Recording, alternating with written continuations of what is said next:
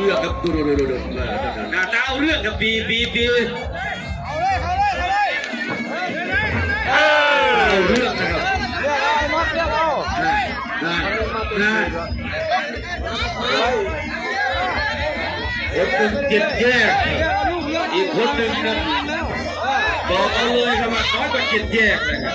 ไปกลับมาที่ปืน2ครับไปกลับที่ปืน2เอาไก่เข้าไป5 ยกนะครับครับที่แล้วก็ชกมา5 ยกครับนี่ก็5 ยกนะครับครับผมดักเอาใช้ชนะฝ่ายน้ำเงินครับนะครับแต่ว่ารถขับเป็นฝ่ายแดงนะครับอาจจะมองดูหน้าน้ำเงินแล้วก็มองว่าฝ่ายน้ำเงินก่อนเดินเตะเลยก็คือรถฝ่ายน้ำเงินก็คือใช้ชนะเหลี่ยมเป็นเหลี่ยมเดินเตะแล้วมันต้องเล่าแล้วบัตรทุกใบขอบคุณใจทุกดวง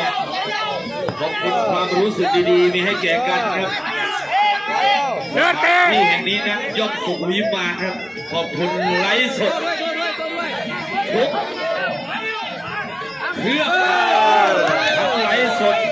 ทั้งอัดไว้เป็นที่ระลึกครับฝ่ายแดงก็คือรถถังครับขอบคุณทุกคนหัวยาวเลยใครชนะครับไปกลับมาที่12ยก5 ยกนะครับ